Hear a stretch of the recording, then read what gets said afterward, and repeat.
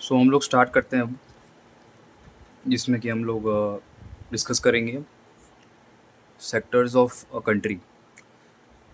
Because to find a country's problems and solution we should at least know what all sectors are present in a country and how country is working internally and externally. So let's start with the first sector of a country,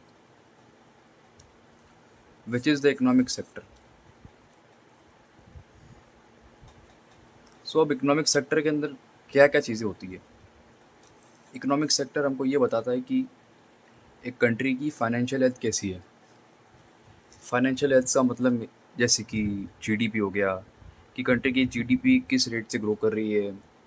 second में अगर country की financial health decide करनी है तो उसकी unemployment rate देखो कि unemployment rate क्या चल रही है, कितने परसेंट लोग बिलो पॉवर्टी लाइन लाई करते हैं, कितने लोग जॉबलेस हैं। तो ये आ जाती है हमारी कंट्री की फाइनेंशियल हेल्थ के अंदर।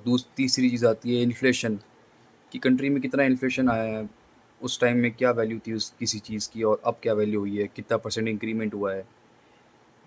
तो ये सब चीज़ें हमको बताती है कि कंट्री की फाइनेंशियल हेल्थ कैसी है। इसमें और भी चीज़ें आती है, बट ये चीज़ आती है हमारी इकोनॉमिक सेक्टर के अंदर। एक पार्ट हो गया फाइनेंशियल हेल्थ। अब दूसरा पार्ट इसी के अंदर आता है जो कि है हमारा फाइनेंशियल मार्केट्स। अब फाइनेंशियल मार्केट से मतलब स्टॉक मार्केट हो गया, जिसमें हम ट्रेड करते हैं इक्विटी के ऊपर, जिसमें हम कंट्री की एक इक्विटी होल्ड करते हैं स्टॉक के फॉर्म के अंदर। अगले आ गए फॉरेक्स रिजर्व, फॉरेक्स एक्सचेंज, जिसके अंदर हम एक कंट्री पेयर्स के अंदर डील करते हैं। जैसे एग्जांपल के लिए डॉलर की वैल्यू रुपीज़ के अगेंस्ट कितनी होनी चाहिए तो उसकी ट्रेड चलती है। GBP to USD, EUR to USD, ये सब फॉरेक्स रिजर्व के फॉरेक्स ट्रेड के अंदर आ जाते हैं। इसके अंदर हमारे एक और चीज़ आ जाती है डेरिवेटिव मार्केट्स। डेरिवेटिव मार्केट्स का अगर एक बेसिक ओवरव्यू दूँ तो इसमें हम लोग फ्यूचर एंड ऑप्शंस पे डील करते हैं। किसी भी चीज़ की प्राइस पे हम बेट करते हैं कि उसकी प्राइस फ्यूचर में कम होगी या घटेगी, जिसमें हम कोई रियल एस्टेट बाय नहीं करते हैं, बस केवल एक बेटिंग चलती है। जिसका फ़ायदा ये होता है कि हम बहुत कम मार्जिन के अंदर एक अच्छा खासा प्रॉफिट बना सकते हैं। डेरिवेटिव मार्केट हो गया। कमोडिटी मार्केट के अंदर आ गए गोल्ड्स, ऑयल, एग्रीकल्चर, ये सारे। इसके अंदर एक और आता है बॉन्ड मार्केट्स। बॉन्ड मार्केट्स में हम लोग गवर्नमेंट बॉन्ड्स हो गए या फिर किसी भी टाइप्स के बॉन्ड, जिसमें हम लोग एक तरीके से एक कॉन्ट्रैक्ट साइन करते हैं, जिसके बेस पे हम लोग मनी या तो लेंड करते हैं या फिर किसी को देते हैं। तो ये पूरा था हमारे इकोनॉमिक सेक्टर का पार्ट, जिसमें हमारे एक तो फाइनेंशियल मार्केट्स हो गए, दूसरा हमारा हो गए मैक्रो इकोनॉमिक्स, आप कह सकते हो जो आपको बताया मैंने।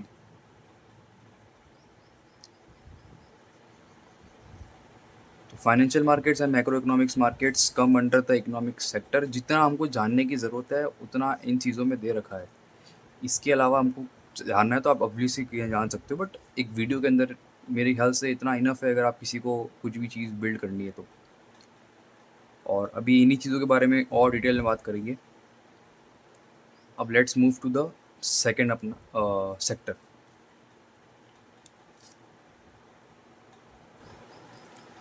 तो अब सेकेंड सेक्टर आता है हमारा इंडस्ट्रियल सेक्टर।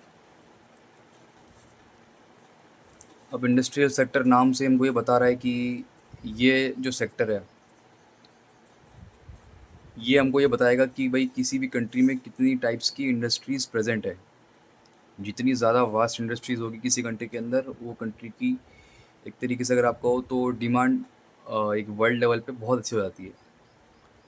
सो इंडस्ट्रियल सेक्टर के अंदर भी कुछ टाइप्स होते हैं, जैसे कि अगर हम लोग बात करें कि प्रोडक्शन सेक्टर में आ गया।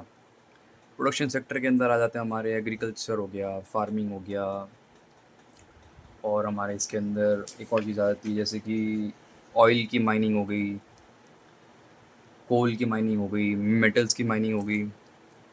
तो ये सब चीज़ें प्रोडक्शन सेक्टर में आती है हमारी। इसके अंदर एक और सेक्टर होता है जो कि हम इसी का एक सब पार्ट है प्रोडक्शन सेक्टर, जिसमें हमने बात की भी एग्रीकल्चर, माइनिंग, ऑयल, ये सब की। इसी के अंदर दूसरा होता है मैन्युफैक्चरिंग सेक्टर। अब मैन्युफैक्चरिंग तो आप समझ ही गए हो, जैसे कि हमारे मैन्युफैक्चरिंग में आ गया ऑटोमोबाइल मैन्युफैक्चरिंग हो गया।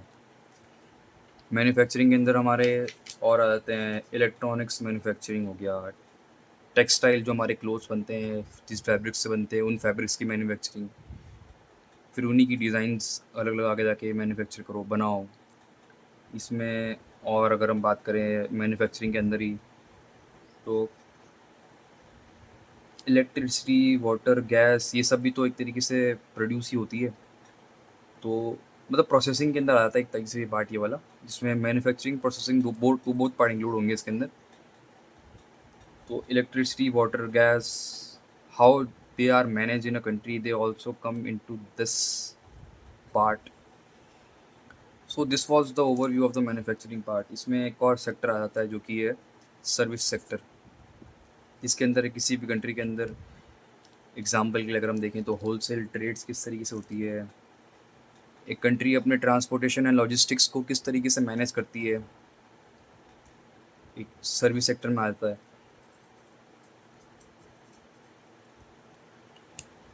और इसमें आ जाती है सर्विसेज के अंदर जो हम लोग फाइनेंशियल सर्विस ऑफर करते हैं, जैसे कि बैंक्स जो लोन्स वगैरह देती है, तो वो भी एक तरीके से एक सर्विस हुई।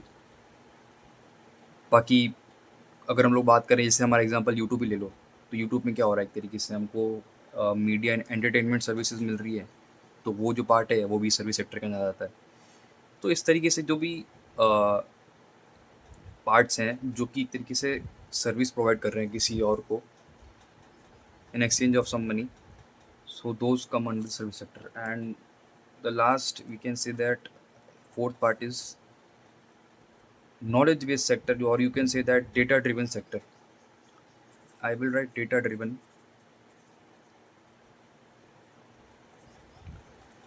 So in the data driven part, all the R&D part comes here.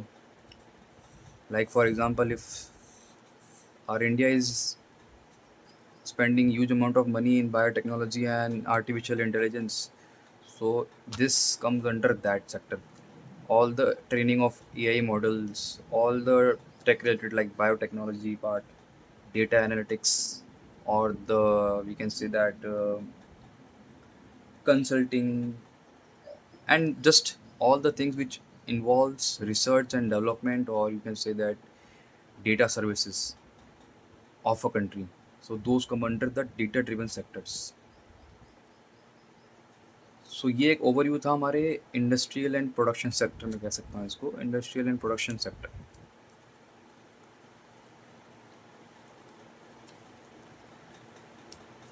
इसके बाद हम लोग बात करेंगे कुछ और सेक्टर्स की, बट इंडस्ट्रियल सेक्टर में कुछ इस तरीके से इसके सब पार्ट्स बनते हैं और ये सब चीज़ें इस इंडस्ट्रियल सेक्टर्स के अंदर आती है। तो अब मूव करते हैं हमारे थर्ड सेक्टर की तरफ। So third sector is education and health care sector. So by the name itself, you could understand what type of things will be present here.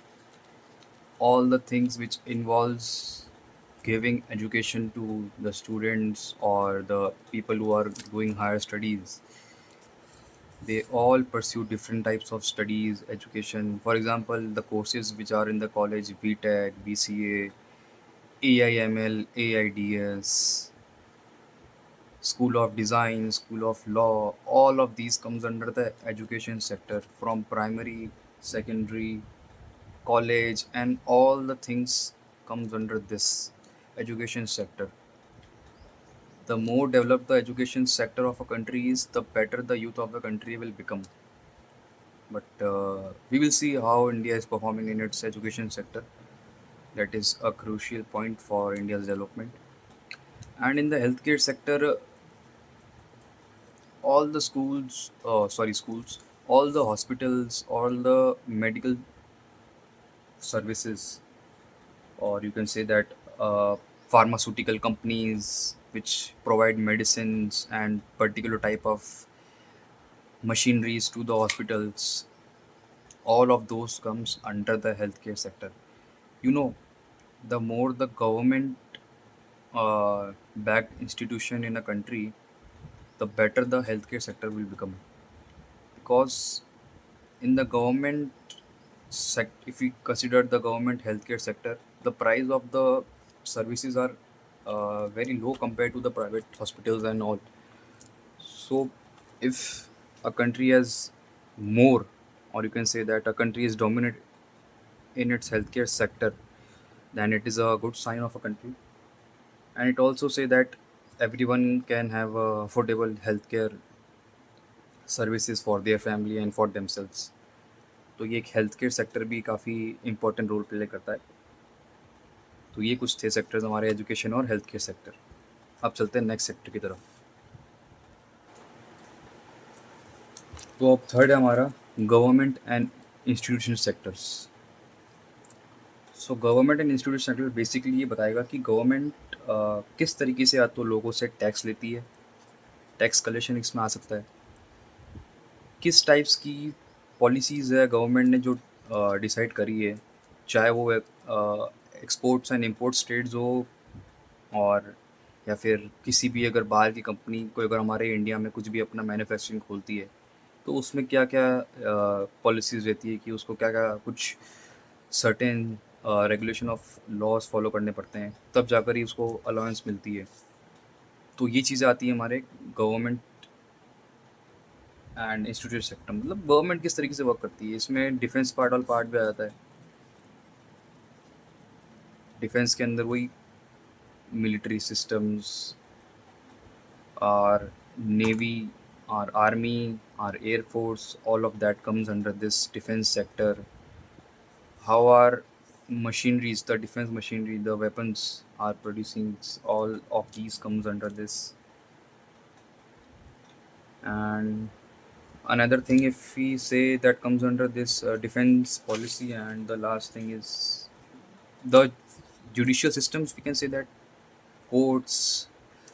Okay, so if I name this sector, you can say that how government rules a country, how government maintains law in a country through tax, through giving protection to the people, and giving a fair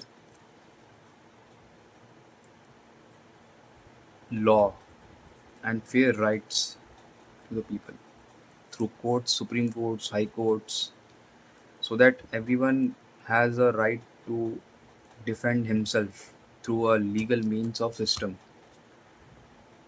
So this was a sector in which tells us about the government tax policies, defense sector, and how one can get a proper right about his actions, and also to maintain no crime in a country. So this was the government sector. Let's see another sector. तो जो हमारा अगला sector है वो है हमारा infrastructure and utilities sector.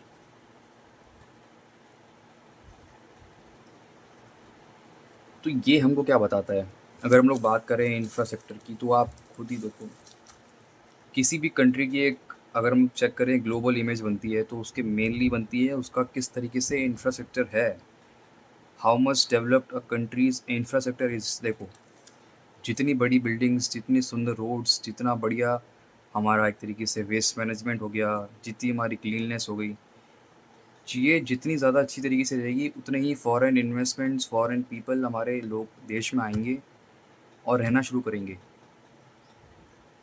तो इसका मैं बताऊँगा आपको कि किस तरीके से ये हमको फ़ायदा देता है कि जब डॉलर हमारे कंट्री के अंदर आता है तो रुपीज़ की वैल्यू किस तरीके से इंक्रीज़ होती है. तो ये सब भी चीज़ें इसके अंदर आएंगी. बट इंफ्रास्ट्रक्चर ये बताता है कि कंट्री के अंदर फॉरेन इन्वेस्टमेंट्स कितनी अच्छी तरीके से आ रहे हैं.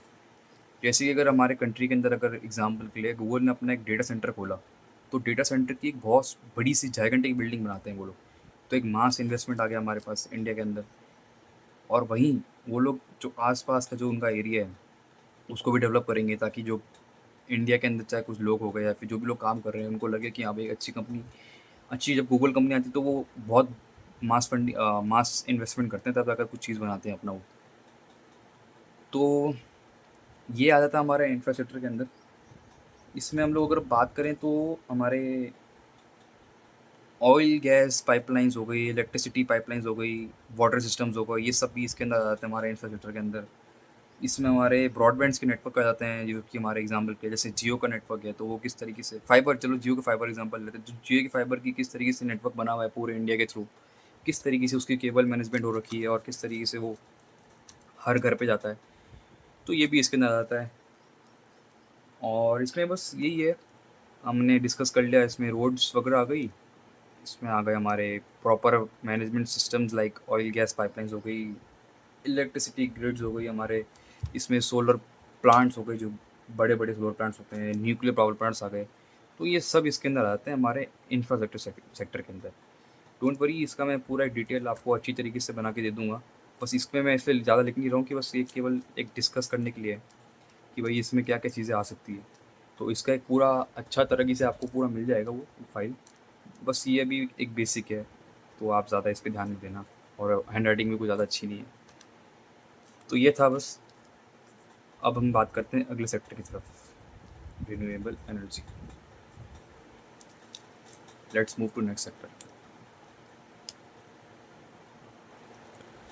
अब ये सेक्टर है हमारा, एक तरीके से आप कह लो कि बहुत इम्पोर्टेंट, जो कि है हमारा ट्रेड एंड कॉमर्स सेक्टर।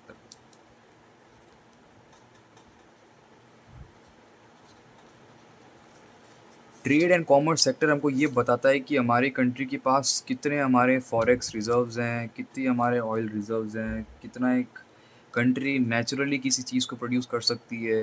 जैसे कि अगर हम एग्जांपल लें कि किसी का, जैसे अगर हम लोग गल्फ़ कंट्रीज़ की बात करें, तो वो क्या करती हैं, ऑयल प्रोड्यूस करती हैं, तो एक तरीके से उनके पास एक बहुत मास अमाउंट में ऑयल रिजर्व्स हैं, यानी कि उनकी कंट्री की जो डिमांड है वो बहुत ज़्यादा ही आई है, क्योंकि हर कंट्री के पास तो ऑयल है नहीं। तो अब जो भी इम्पोर्ट करेगा किसी भी कंट्री से, तो वो इन्हीं कंट्री से करेगा। जैसे एग्जांपल के लिए इंडिया का जो, मेरे ख्याल से जो जितना हमको नंबर याद है, 50% जो ऑयल इम्पोर्ट है वो रशिया के थ्रू होता है। तो यानी कि रशिया के पास एक बहुत बढ़िया ऑयल रिजर्व है। इसमें ऑयल के अलावा भी कुछ मिनरल भी आ जाते हैं, जैसे कि लिथियम हो गया। ऐसे कंट्री के पास कितने कितने मतलब रिसोर्स होते हैं, उसके अकॉर्डिंग कंट्री की ट्रेड होती है उन रिसोर्स के बेस पे। और ये एक तरीके से आपको ग्लोबल पावर भी देती है, ग्लोबल इन्फ्लुएंस देती है कि आप जब चाहे उस कंट्री, जब चाहे जो कंट्री होती है वो अपने रिसोर्स की वैल्यू या तो बढ़ा सकती है या फिर घटा सकती है।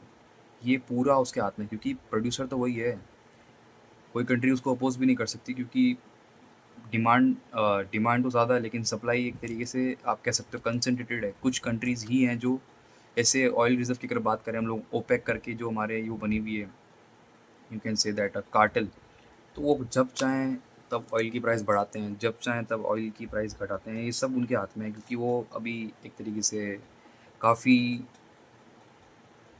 एनरिच्ड हैं ऑयल के साथ में, तो उनके पास एक काफ़ी बढ़िया रह जाता है। इसके अंदर हम लोग और अगर देखें तो ट्रेड और कॉमर्स का जो सेक्टर है, हमको इसके अंदर ये भी दिखता है कि हमारे इंटरनल और एक्सटर्नल ट्रेड्स किस तरीके से होती हैं। लाइक हमारे इंडिया में, मतलब अगर हम बात करें डोमेस्टिक ट्रेड्स की, तो इंडिया में जिस लेवल पे होती है ट्रेड, जैसे कि company to company, like a company in India is trading with a company in India itself, तो this is a domestic trade. International trades के अंदर हमारी कंपनियां तो इंपोर्ट करती है बाहर वाली कंपनी से, या फिर एक्सपोर्ट करती है। तो कुछ इस तरीके से ट्रेड और कॉमर्स का जो सेक्टर है हमारा, हमको ये सब चीज़ें बताता है। और ये काफ़ी बहुत इंपॉर्टेंट चीज़ आती है अगर हम कंट्री के पर्सपेक्टिव से देखें, तो ये बहुत ज़्यादा मैटर करती है किसी कंट्री के लिए, ये वाला पार्ट। तो ये भी था एक अच्छा पार्ट हमारे इन सेक्टर्स का। अब अगले सेक्टर की तरफ बात करते हैं। तो अब एक तरीके से मैं जो थोड़े से जो बचे हुए सेक्टर्स हैं उसमें एक बार सम अप करके फटाफट खत्म कर देता हूँ। किसी भी कंट्री की एक होती है फिल्म इंडस्ट्री। अब हमारे कंट्री के अंदर फिल्म इंडस्ट्री किस तरीके से काम करती है, कितना बड़ा प्रोडक्शन है उसका। जैसे एग्जाम्पल के लिए बॉलीवुड, साउथ मूवीज़ हो गई, टी सीरीज़ का फिल्म म्यूज़िक प्रोडक्शन हो गया, या फिर अगर हम बात करें कि मतलब फ़िल्म इंडस्ट्री का मतलब केवल ये नहीं कि फ़िल्म्स हो गई। इसमें अगर हम बात करें, हमारे कुछ क्रिएटर्स की भी चीज़ आ जाती है कि हमारे क्रिएटर्स किस तरीके से परफ़ॉर्म करते हैं ग्लोबल लेवल के ऊपर, उनकी क्या इमेज आ जाती है। और ये एक फ़िल्म इंडस्ट्री वाला पार्ट हो गया। ये भी अगर बेटर होती है तो एक कंट्री के अंदर, मतलब बाहर के जो लोग हैं वो आते हैं देखने के लिए कि यहाँ पे इंडिया का कल्चर, क्योंकि एक तरीके से हमारा जो इंडियन कल्चर है वो हमारी फ़िल्म इंडस्ट्री तो निकाल के दे रही है। जो हमारे क्रिएटर्स हैं, जो हमारी फ़िल्म्स बनती है, वो हमारे एक तरीके से इंडिया के कल्चर को डिस्क्राइब करती है। कि हमारे इंडिया के लोग किस तरीके से या तो रहते हैं, किस तरीके से उनकी प्रैक्टिसेस है, ये सब। तो ये पूरा पार्ट आता है हमारे फ़िल्म इंडस्ट्री के सेक्टर्स के अंदर। अब इसमें एक और पार्ट आ जाता है हमारा टूरिज़्म, कि हमारे टूरिज़्म के अंदर क्या हो जाएगा हमारे, यानी कि हमारे पास ऐसे कितने यू कैन से दैट बस कोई घूमने की जगह कैसे होती है, जैसे ताजमहल हो गया, ये सब। यहाँ पे क्या होता है, यहाँ पे टूरिज्म आता है, बाहर के लोग आते हैं, फॉरेन वाले। वो देखते हैं कि अरे भाई कुछ नया बना हुआ है, बहुत पुरानी चीज़ है, मतलब आप कह लो ओल्ड मॉन्यूमेंट्स हो गए, ओल्ड मॉन्यूमेंट्स लो, या फिर कोई नए बने हुए मॉन्यूमेंट्स हो गए। तो ये इनसे टूरिज्म बढ़ता है, लोग आके ट्रैक करने जाते हैं। वैसे हमारे इंडिया का तो आपको पता ही है, हमारे रिलीजियस बहुत एक्सट्रीम लेवल पे है, अभी अच्छी तरीके से चल रहा है, जिसमें लोग बहुत ज़्यादा हमारे इंडिया के रिलीजन को फॉलो करते हैं। कृष्ण भगवान जी हो गए, हमारे हनुमान जी हो गए, इन सबको वो लोग बहुत मानते हैं। और इसका बहुत बड़ा एक एग्जांपल आपको पता ही है, इस्कॉन है, जो कि पूरे वर्ल्ड लेवल पे हमारे कृष्ण भगवान जी की भगवत गीता, उनके लेसन्स को स्प्रेड करता है, जो कि प्रभुपाद जी ने हमारे बनाया था। और इसमें हमारे कंट्री के अंदर आ जाते हैं स्पेस सेक्टर हो गए। हमारा इसरो आपको पता ही है किस तरीके से परफॉर्म कर रहा है। और स्पेस सेक्टर में बता रहा हूँ, बहुत एक जो हमारा इसरो है, जिसने हमारी जो इमेज ग्लोबल लेवल पे बनाई है, बहुत उसने कंट्रीब्यूशन किया है, एक बहुत बड़ा कंट्रीब्यूशन है। जो उसने मून पे जिस जगह पे लैंडिंग की, उसने जो अचीव किया है, वो काफ़ी अच्छा है। But okay, it is good, but हमको आपको पता ही है कि चीज़ पे फोकस करना है। तो ये भी एक गुड सेक्टर है। मैं इस पे ध्यान इसलिए नहीं दे रहा हूँ क्योंकि इन सेक्टर्स का एक तरीके से अभी हम लोग कोई वे नहीं निकाल सकते कि हम इसमें इम्प्रूवमेंट कैसे करते हैं। इसमें ऑलरेडी इम्प्रूवमेंट हो रहा है, तो इसमें ज़्यादा हमको पोटेंशियल लाने की ज़रूरत है नहीं। इसमें ऑलरेडी बहुत ब्रिलियंट माइंड्स काम कर रहे हैं इस जगह पे। हमको उन जगहों पे ध्यान देना है जहाँ पे लोग कम हैं और जहाँ पे ज़रूरत ज़्यादा है। तो ये एक सेक्टर हो गया। बाकी आपको पता ही है, अभी इंडिया के अंदर कुछ फ्रीलांसर्स सर्विसेज भी बहुत ज़्यादा अच्छी हो गई है। फ्रीलांसर जैसे कि अगर हम बात करें, कोई भी सर्विस, जैसे कि हमारी हो गई कोई वेबसाइट बनाना गया, या फिर सोशल मीडिया मैनेजमेंट हो गया, जो कि बकवास है ऑब्वियसली। किसी बंदे से अगर सोशल मीडिया खुद का मैनेज नहीं हो पा रहा, हाँ ये बड़े के लिए बहुत अच्छा होता है, बट ये तो क्या बोलूँ मैं इसके बारे में ज़्यादा, मैं तो उसको प्रेफर करूँगा नहीं कि इस फील्ड का कोई लो। बट ठीक है, एक फील्ड है ये भी। इसमें आपके डेटा एंट्री वाला पार्ट हो गया, इसमें आपके या तो कह सकते हो आप ऐप डेवलपमेंट हो गया, बैक एंड सर्विस होती है, फुल स्टैक वेबसाइट बनती है जो उसके अंदर हो गया, या फिर लोगो डिज़ाइन आ गया इसके अंदर। ये फ्रीलांसर की बहुत सारी जॉब है, वीडियो एडिटर, लोगो मेकर। और इसमें अपना आ जाते हैं, हाँ, इसमें एक तरीके से एआई इम्प्लीमेंटेशन भी होता है इसके अंदर, फ्रीलांसिंग के अंदर। जो लोग आपको एक तरीके से आपके या तो पोर्टफोलियो हो गया, स्टॉक पोर्टफोलियो हो गया, तो उसमें वो लोग एल्गोरिदम डिज़ाइन करके देंगे आपको, बोलेंगे कि भाई हम आपके इन स्टॉक्स के लिए ये एल्गोरिदम डिज़ाइन कर रहे हैं, इसके बदले आप कुछ पे करो। तो वो चार्ज करते हैं एल्गोरिदम का, जो कि आपने, मेरे को उनका नाम याद नहीं आ रहा, शायद से एक वॉल स्ट्रीट के कोई थे, बहुत अच्छे थे, नहीं अभी भी हैं, इन्वेस्टर थे, जिन्होंने एल्गोरिदम्स पे एक तरीके से बहुत ही अच्छी तरीके से अपनी कंपनी को स्टार्ट किया, और उनके एल्गोरिदम्स अभी वर्ल्ड फेमस हैं, जो कि बहुत अच्छा रिटर्न देते हैं। एल्गोरिदम्स आप समझ गए ना, एल्गो ट्रेडिंग जो होती है, मतलब आप खुद ट्रेड नहीं कर रहे हो, आपने एक एल्गोरिदम सेट कर दिया है कोड करके उसके अंदर। अब जब भी स्टॉक के अंदर कुछ भी, या तो उसकी न्यूज़ आएगी या फिर कुछ भी होगा, तो वो जो आपका एल्गोरिदम सेट हो रखा है, वो एक पर्टिकुलर कीवर्ड्स पे बैठेगा और आपकी स्टॉक को या सेल या बाय कर देगा। और बहुत इंस्टेंट्स के अंदर होता है, वो कुछ मिली सेकेंड्स के अंदर वो ट्रेड बाय सेल हो जाती है। तो वो भी एक बहुत अच्छी फील्ड है, आप कभी पढ़ के देखना उस चीज़ को, हम लोग भी बात करेंगे कभी टाइम मिला तो। बाकी एक लास्ट हमारे इंडिया में आ जाते हैं एनजीओ सेक्टर्स भी हो गए, जो कि अभी बहुत अच्छा चल रहा है। जितना मैंने भी इंडिया के अंदर एनजीओ सेक्टर देखे हैं, जैसे हमारे गौ रक्षक हो गए इसके अंदर, इसमें हमारे डॉग की जो हेल्प करते हैं, डॉग स्ट्रीट डॉग्स की जो हेल्प करते हैं, जो हमारे, जो लोग गाँव की तरीके से आप कह सकते हो, हमारे जो हमारे गायों को जो लोग बेचते हैं कुछ पैसे के चक्कर में, ये हमारे एनजीओज मेहनत करके उन लोगों को पकड़ के हमारी गायों को बचाते हैं। तो ये भी एक काफ़ी अच्छा एक तरीके से आप कह सकते हो, ये बताता है कि अभी भी ह्यूमैनिटी एग्जिस्ट करती है हमारे इस देश के अंदर। और ये सेक्टर जितना अच्छा होगा हमारे देश के अंदर, उतना ही हमारे लोगों के अंदर प्यार, और हमारे एनिमल्स को उनके राइट्स मिलेंगे जो कि वो डिज़र्व करते हैं। और ये काफ़ी अच्छा है। मैं अभी इसके ऊपर भी वीडियो बनाऊंगा कभी, इसमें डिस्कस करूंगा मैं कि इसमें आप भी, और अगर आप चाहते हो कुछ सोशल वर्क करना, तो आप भी इसमें किस तरीके से बेटर कर सकते हो। तो ये कुछ एक पूरा आपके सामने ओवरव्यू था इसका, कि हमारे कंट्री के अंदर किन टाइप्स के सेक्टर्स होते हैं, किस तरीके से हमारी कंट्री कुछ वर्क्स करती है। देखो ये बहुत बेसिक ओवरव्यू दिया है मैंने, मैं बात करूँगा इनके बारे में अच्छी तरीके से, कुछ टर्म्स भी समझाऊँगा आपको, जो कि हमारे लिए इम्पोर्टेंट हैं। और ज़्यादा बड़ी वीडियो भी नहीं होगी, बस एक बेसिक समझा के अपन सीधा मेन सॉल्यूशन पे आएँगे, स्टार्ट करेंगे। तो ये कुछ था। अगर आप मुझे अगर आपको थोड़ा-सा भी कुछ इसमें आपको अपना नॉलेज मिली हो या फिर कुछ आइडिया मिला हो, तो प्लीज़ कमेंट करना, एक बार बताना कि कुछ अगर मेरे से कमी हो रही है तो मैं क्या इम्प्रूव कर सकता हूँ इसके अंदर। बाकी आज के लिए इतना ही है। ये हमारा फर्स्ट वीडियो, हम आज पोस्ट कर देंगे इसको। That's it. ख़त्म करते हैं इस वीडियो को। जय श्री राम।